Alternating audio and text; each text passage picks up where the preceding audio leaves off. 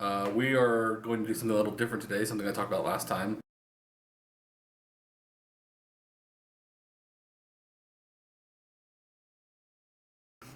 Here is my cast iron pan. It's a Lodge cast iron pan. Got it for a present a while back and just have not done anything with it yet. So today I'm going to try to get it seasoned for you. So I'm going to read the instructions because we're just going to follow along on what these say. I mean, cast iron is cast iron for the most part, but might as well just do what they tell you. So it says your new cookware will last a lifetime with proper care and seasoning. Seasoning is the process of allowing oil to be absorbed into the iron, which creates a natural, non-stick, rust-proof finish. It's actually a very simple process. Here's how to do it. 1, wash your new cookware with hot soapy water and a stiff brush. I've got a brand new green scratch pad. Hopefully that'll be enough. Rinse and dry completely. Apply a thin coat of melted vegetable shortening, i.e. Crisco, to this entire surface, including the lid if applicable, but I don't have one, so both inside and out. Line the lower oven rack with aluminum foil to catch any drippings and preheat the oven to 350, which I've already done, and I've got a piece of aluminum sitting in there. Place cookware upside down on the upper oven rack and bake for 1 hour, and then turn off the oven and let the cookware cool before removing from the oven. You're then to store it in a cool, dry place.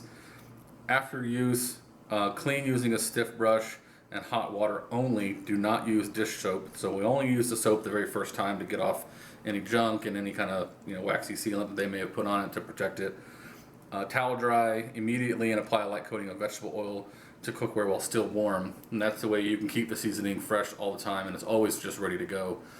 If you ever needed to, if you got something sticky on it, I know that you can take some salt, especially like more sea salt or kosher salt, which is a little larger crystals or whatever, and just a little bit of that will help give you enough grit to get out anything sticky. So, and without destroying the finish, if you then rinse it and dry it and season it, put a little oil into it, just a tiny amount, just to kind of rub around the inside.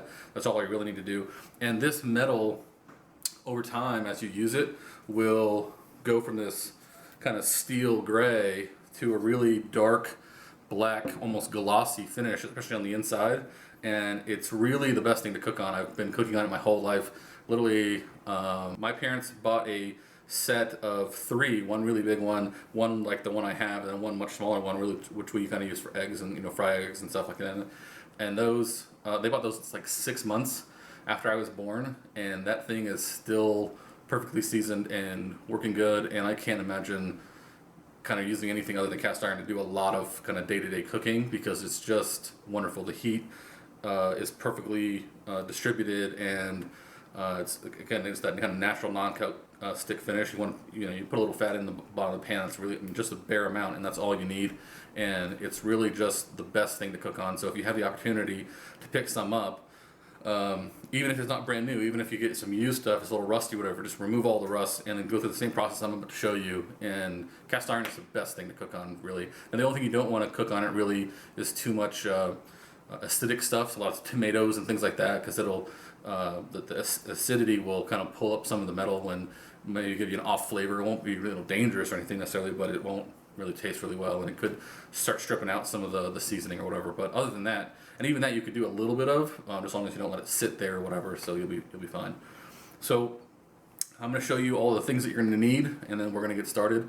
And I'm sure that this video is going to be have a lot more jump cuts than normal. And this will be the first time that I don't film one of these things start to finish, so we'll see how that works. And then also, yeah, that's all I can think of.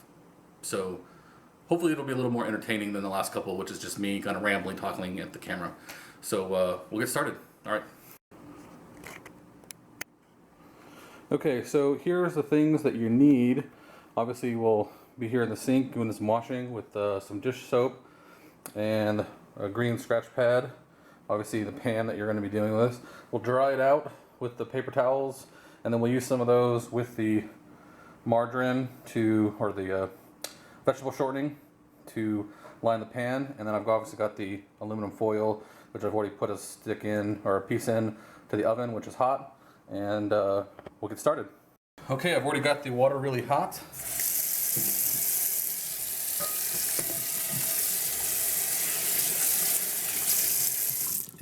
turn that off. A little dish soap there. Brand new scratch pad.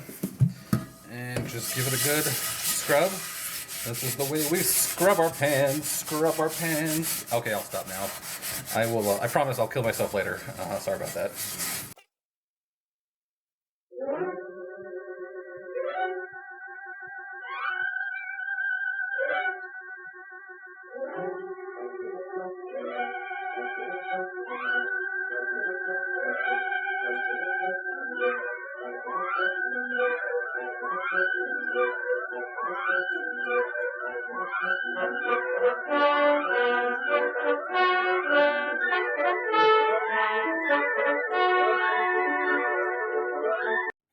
So, we dry it off really good. The whole thing. Last thing you want is any water getting in between the pan itself, the metal, and the fat that you're going to put on it, preventing it from getting seasoned really well. Okay, so now we got the pan really dry, and you'll see I got a couple of, about 3 paper towels all kind of stuck together, and vegetable shortening that you need. I haven't melted it down, but that's okay.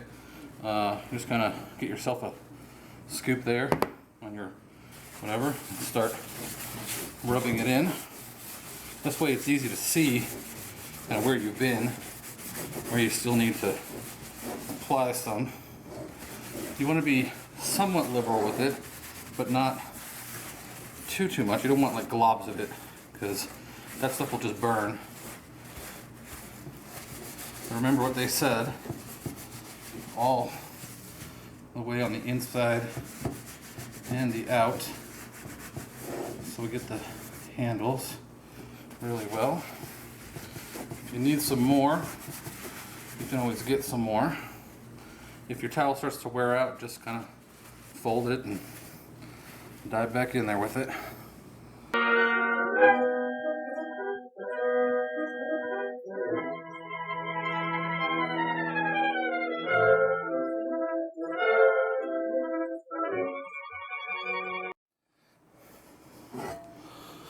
So, see a hot oven with a piece of aluminum foil. Drop that there. Close it up. And we will set the timer for 1 hour and hit start. So magically, through the power of video, it has been 1.5 hours since we put the pan in the oven, and I turned off the oven about an hour, or about a half an hour ago. And so now we're gonna take it out and look at it here, and you'll see that it's definitely darkened up. May not have gotten perfect coverage. There's some kind of kicked on spots there. So there you have it. Seasoning a cast iron pan.